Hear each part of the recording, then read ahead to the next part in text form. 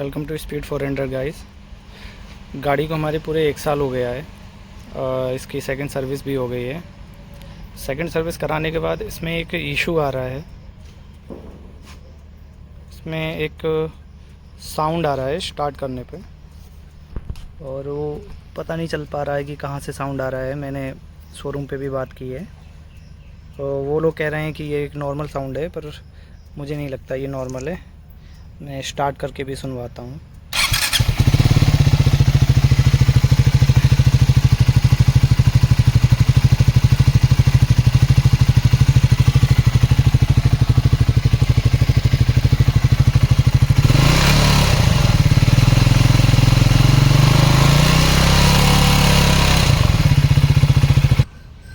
ये साउंड जो है, जब मैं गाड़ी को 60 से ऊपर लेके जाता हूँ या 80 पे लेके जाता हूँ, तब ये साउंड बढ़ जाता है। और स्टार्टिंग पे भी इसमें एक आवाज़ आती है किट किट किट की। तो वीडियो कॉन्फ्रेंस पे भी मेरी बात हुई थी इंजीनियर से।